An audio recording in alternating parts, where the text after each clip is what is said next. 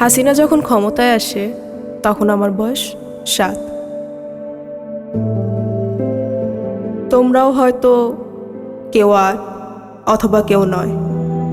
আমাদের ওই সময়ের ছবিগুলোর দিকে তাকালে বিস্মিত হতে হয়।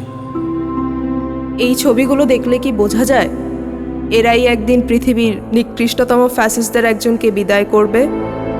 অবিশ্বাস্য, বাট উই ডিড ইট।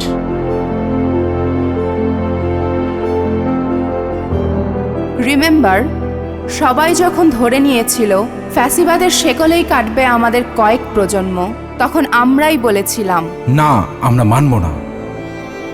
যখন অনেকে মেনেই নিয়েছিল গোলামিই আমাদের নিয়তি, তখন আমরা বলেছিলাম আজাদি আজাদি আজাদি।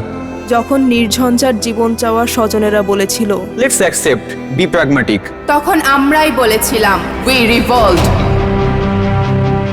যখন অনেকেই বলল উপায় কি, তখন আমরা উপায় হয়ে দাঁড়িয়ে গেলাম পর্বত সম। বললাম বুকের ভেতর অনেক ঝড়, বুক পেতেছি গুলি কর।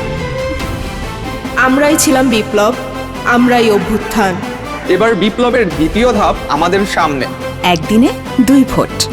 সংসদ নির্বাচনে ভোট দিয়ে আমরা ঠিক করব কেমন সরকার চাই। একই সাথে গণভোটে ভোট দিয়ে ঠিক করব ভবিষ্যতের বাংলাদেশ কেমন চাই।